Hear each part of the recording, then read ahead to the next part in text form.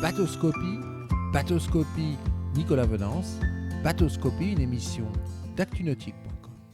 Bonjour et bienvenue à vous sur Bateauscopie. Alors aujourd'hui, un Bateauscopie en direct du Nautique de Paris 2021 pour découvrir l'un des gros succès du chantier espagnol Rodman. Ce bateau, il est devant moi, c'est le Rodman Spirit 31 hors-bord. Ce que je vous propose, c'est de découvrir aujourd'hui ce bateau en détail avec Damien Madeline-Crozet, le patron de West Marine, concessionnaire Rodman à Dinard. Damien, bonjour. Bonjour Nicolas. Alors Damien, aujourd'hui ensemble, vous allez permettre à nos amis et viewers qui sont derrière leur écran de monter à bord du magnifique Rodman 31 hors-bord Spirit qui est juste à côté de nous. Avant de découvrir ce bateau, quelques mots sur votre concession. Donc notre concession est à Dinard. On est concessionnaire Rodman, Boston Whaler, Honda Marine, Smartliner, BWA ainsi que Austria. Et en moteur, nous sommes Honda Marine et John Deere. Alors ce Rodman 31 Spirit hors bord, c'est l'archétype de la petite vedette familiale qui va permettre à une famille de partir et de s'adonner aux joies de la croisière côtière. Oui, complètement Nicolas. En fait, avec son étrave droite et puissante et c'est très hyper sportif, et va vous permettre aux gens de pouvoir naviguer en côtier et en hauturier en toute sécurité. Alors on a un bateau qui, quand on le voit de profil, ne va pas renier le style Rodman, hein. On le reconnaît aux jumelles là, sur le plan d'eau. Ah oui, complètement. C'est un bateau qui a du caractère, très haut sur l'eau, bien typé, avec des traits qui lui permettra de passer dans des mers un peu formées et avec une vitesse très agréable. Alors l'architecte, c'est italien de ce bateau, c'est Fulvio De Simoni. On reconnaît sa patte sur ce bateau avec cette étrave effectivement puissante, ces vitrages de coque très dynamiques et on le verra à l'intérieur qui permettent d'offrir une très grande luminosité. Puis cette timonerie au vitrage très dynamique, toujours un mélange de lignes tendues et de lignes courbes pour un design en fait qui est sportif sans être quelque part agressif. Non, complètement. En fait, l'architecte a voulu aussi faire passer un moment d'élégance pour le bateau et en même temps sécuritaire par rapport à tous ces aspects rembardage et on le verra tout à l'heure, le carré arrière. Alors justement, on va s'intéresser à ce cockpit et ce carré arrière. Mais tout d'abord, cette version, c'est une version hors-bord. Ce bateau existe aussi en inboard. C'est quoi l'intérêt pour ce type de vedette familiale de proposer, de se décliner en version hors-bord? Alors la version en bord va permettre essentiellement, surtout pour la partie où on a énormément de marnage, de pouvoir s'échouer. On va aussi gagner en termes de vitesse, en termes d'entretien, en termes de sonorisation, un moteur moins bruyant et surtout on va gagner de la place dans les coffres à l'arrière. Beaucoup d'intérêt, ça explique le développement très fort de ce type de motorisation sur ce type d'unité. Alors qu'est-ce que vous proposez, qu'est-ce que vous conseillez comme moteur hors-bord sur ce Rodman Spirit hors-bord? Donc on peut avoir en motorisation, donc en bimotorisation, on ne pourra avoir que des Yamaha, vu la largeur de l'auge moteur.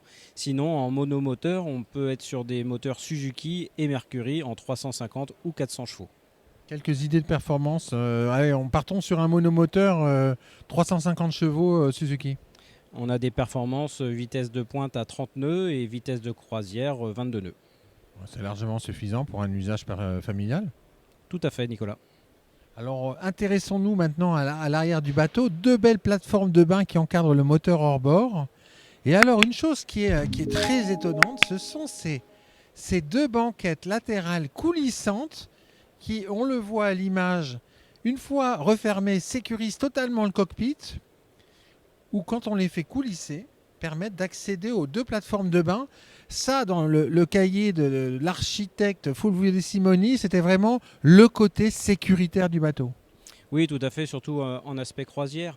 On a toujours un œil sur les enfants, sur le chien, mais une fois que l'arc arrière est fermé, avec une mer formée ou mer par mer calme, quand on a une vitesse de 20-25 nœuds, ce qui permet d'être en toute quiétude et les enfants sont en extérieur en toute sécurité.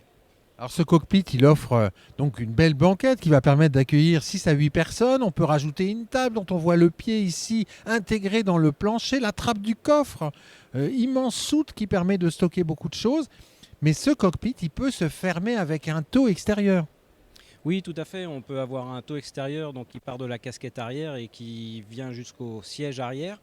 Et on met les joues de chaque côté, des joues transparentes, qui permet, on va dire, de créer une deuxième pièce sur le pont supérieur. C'est un bateau qui se destine à accueillir combien de personnes, on va dire, pour une croisière familiale de la semaine ou 15 jours. Donc à la semaine, on va être sur 4 personnes à bord, 2 enfants, 2 adultes, ou on peut être 4 adultes. En côtier, on va être à 10 passagers et en hauturier, 8. Alors on remarquera des passes avant qui sont relativement larges pour une unité de moins de 10 mètres de long et 3 mètres de large avec des balcons inox assez élevés, donc très sécurisants. À l'avant, on a un bain de soleil que l'on peut rajouter. Et puis quand on découvre le carré, cette grande baie vitrée arrière qui s'ouvre largement sur le cockpit. Oui, tout à fait, c'est grande baie vitrée qui permet aussi de la fermer lorsqu'on navigue à plus haute vitesse et qui permet d'insonoriser le bateau complètement et naviguer en toute quiétude. Un design très apaisant à l'intérieur avec un mélange de coloris, de bois. Voilà. Très apaisant, très clair, avec un très beau tissu au niveau des selleries. C'est très doux en fait comme design. Oui, complètement. Après, l'avantage de Rodman, c'est que les propriétaires vont pouvoir choisir, à leur bon vouloir, le coloris des bois, des moquettes. On a vraiment tout un échantillonnage complet où on peut personnaliser à 100% son bateau. Vous nous montrez comment fonctionne la cuisine? Oui, complètement. Donc, vous avez une fermeture de battant et donc se trouve en dessous un évier eau chaude et eau froide avec plaque électrique et on a la possibilité aussi d'être en plaque gaz. C'est très pratique. Quand on sait refermer, en fait, c'est très beau, très propre. Et en fait, on a deux belles plaques qui permettent de mettre de belles casseroles, notamment pour faire cuire les pâtes. Voilà, cette protection anti-graisse qui est bien positionnée. Un micro-ondes qui va bien et qui sera toujours pratique à bord. De vastes rangements. Et alors le réfrigérateur, on le trouve où? Sous le siège pilote. Voilà. Là aussi intégré avec un habillage. Voilà, et donc là on pourra mettre un réfrigérateur. Quel type de réfrigérateur vous conseillez vous, sur ce type de bateau? Alors on a deux types de réfrigérateurs, donc 12 volts ou 220. Donc si on est à quai 220, en mer 12 volts et donc où c'est frigo 12 litres. Voilà, alors belle banquette ici qui permet de déjeuner ou de dîner à l'intérieur. Et puis le poste de pilotage qui est sur tribord. Là, avec de quoi mettre un bel écran électronique. Oui, tout à fait. On peut mettre plusieurs écrans, 12 pouces, en plus des contours et cadrans moteur, donc ce qui permet d'avoir un beau tableau de bord bien adapté pour la croisière et une bonne visibilité, c'est ce qui compte. Effectivement, quand on est au poste de barre, on a une visibilité à 360 degrés panoramique. On a la possibilité de ventiler avec ce toit ouvrant qui peut être manuel ou électrique. Et puis ces glaces coulissantes latérales. On va découvrir maintenant la partie nuit qui s'organise quelque part autour de deux cabines. Une mid-cabine que l'on découvre tout de suite. Alors là, le lit est immense. Voilà, qui peut accueillir 2 adultes ou 3 ou 4 enfants en fait.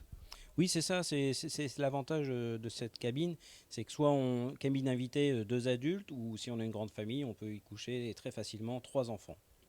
Voilà, on appréciera les grands vitrages latéraux et puis cette belle luminosité dans cette partie avant, une banquette aussi, où on peut s'isoler pour bouquiner pendant que le reste des convives sont dans le carré ou dans le cockpit. À l'avant, la cabine, on va dire propriétaire, avec un grand couchage. Et là aussi, beaucoup de luminosité. Voilà. Rangement, toujours ces beaux détails de finition.